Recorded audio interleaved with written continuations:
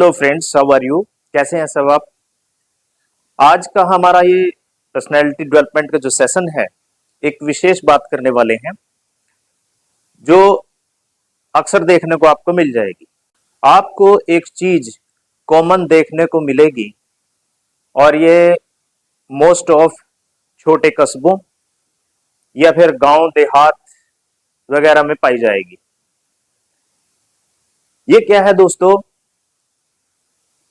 एक आप जैसा व्यक्ति है जो अपने काम में मस्त रहता है, अपनी भक्ति में मगन रहता है, अपने माता पिता का ख्याल रखता है, अपने परिवार का ख्याल रखता है और अपने कारोबार में मस्त रहता है, जो कभी किसी की बुराई नहीं करता, ना ही किसी का कोई नुकसान करता। अगर भलाई किसी की कर सकता है तो कर देता है, लेकिन किसी की बुराई नहीं करता, किसी का नुकसान नहीं करता, चोरी नहीं करता, डाका नहीं डालता।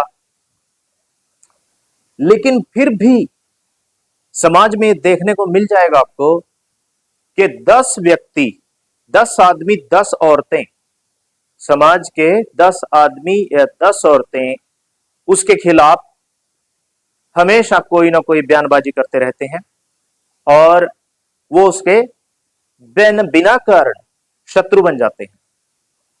दोस्तों, ऐसा क्यों होता है, आज हम यही जानने की कोशिश करेंगे और उस चीज से कैसे हैंडल किया जाए। मेरा ये वीडियो सुनकर आपको कुछ हेल्प होगी। आप या तो किसी अच्छे घराने से ताल्लुक रखते हैं, यह भी कारण हो सकता है, या फिर आप पढ़े लिखे हैं, आप अच्छे लोगों में उठते बैठते हैं जिससे आपकी पर्सनैलिटी बहुत अच्छी है, और यह भी हो सकता है कि कुदरत ने आपको कोई प्रतिभा दी है, आप प्रतिष्ठावान व्यक्ति हैं, मतलब आपकी प्रतिभा और प्रतिष्ठा बहुत अच्छी है, लोग आपकी बात करना पसंद करते हैं, आप भक्ति में रहते हैं, भक्ति की चमक भी चेहरे पर रहती है। डियर फ्रेंड्स, वो कहते हैं ना, कंपनी डज इफेक्ट, यानी कि संगत का असर पड़ता है। या फिर आपकी संगत कोई बहुत अच्छी संगत है जिसमें आप बैठते हैं, हाई प्रोफाइल सोसाइटी हो सकती है जहां से गुण आपको गेन हुए हैं, वही गुण जो है आपके चेहरे पर चमकते हैं। या फिर आपने कोई अपने परिवार से हटकर कोई मेहनत की होगी, एजुकेशन पाई होगी कोई स्पेशल, तो वो भी आपके चेहरे को चमकाती है, आपकी प्रतिभा यानी आपकी पर्सनालिटी को बढ़ाती है। तो जो ये समाज के जो ये लोग हैं, इनसे ये प्रतिभा और प्रतिष्ठा आपकी बर्दाश्त नहीं होती। ये जहां भी जाते हैं आपके बारे में कुछ ना कुछ बात शुरू हो जाएगी, फिर ये वहां शर्मिंदा होते हैं, वहां छोटे पड़ जाते हैं, इनको तकलीफ होती है। इस कारण ये आपके शत्रु बन जाते हैं। फिर ये कुछ ना कुछ आपके बारे में अनाप शनाप बोल के आएंगे और आपकी पर्सनैलिटी को किस तरह से कम किया जाए, ये हर रोज उपाय सोचना शुरू कर देते हैं। आपके नाम को कैसे डुबो सकें, कैसे नीचा कर सकें, ये जी जान से कोशिश में लगे रहते हैं। 24 घंटे इन लोगों को कोई काम नहीं होता, क्योंकि ऐसे दुष्ट लोगों को ना तो कोई तरक्की करनी होती है, ना ही कोई मुकाम हासिल करना है, ना ये एजुकेटेड होते हैं। तो इस तरह के लोग जो हैं वो आपके शत्रु बन जाते हैं बेवजह। और इनमें से ज्यादातर शत्रु ऐसे होते हैं जिनकी आपने कभी ना कभी कोई ना कोई हेल्प जरूर की होगी, और याद कर लेना, इन लोगों ने आपकी कभी कोई हेल्प नहीं की होगी। ये वो स्पेशल लोग हैं। तो ये आपकी प्रतिभा और प्रतिष्ठा को देखकर आपके शत्रु बन जाते हैं। इसके अलावा कोई विशेष कारण नहीं है। इनके बच्चे आप जैसे नहीं बन सकते, क्योंकि मेहनत तो आपने की है। इनके बच्चे कैसे बन जाएंगे?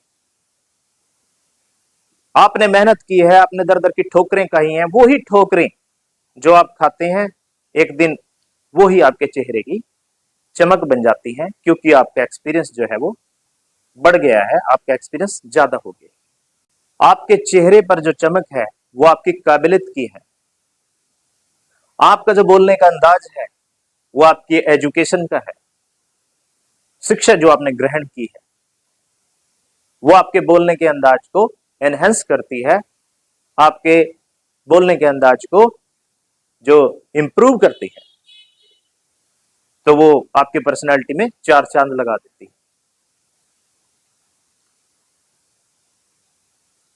आपके अंदर जो निडरता है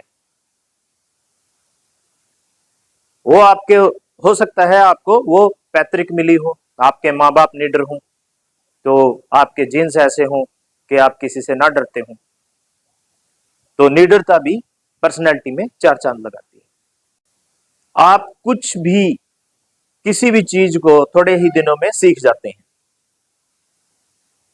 ये शक्ति है आपकी भक्ति की, आपकी लगन की। आपके अंदर किसी भी कार्य को करने की बहुत अच्छी लगन होती है, तो आप उस कार्य को जल्दी सीख जाते हैं। आप क्या कर देते हैं, इन लोगों को अंदाजा भी नहीं होता, इसीलिए ये लोग दुखी रहते हैं, परेशान रहते हैं। इनको अपने काम से कोई मतलब नहीं है और आपको भी इनके काम से कोई मतलब नहीं है, लेकिन इनको आपके काम से मतलब है। आप क्या करते हैं, आप किस समय उठते हैं, जागते हैं, सोते हैं, इनकी नजर कैमरे की भांति आपके ऊपर लगी हुई। आप भक्ति करते हैं तो वो पखंड है, और ये अपने टोने टोटकों को भक्ति कहते हैं।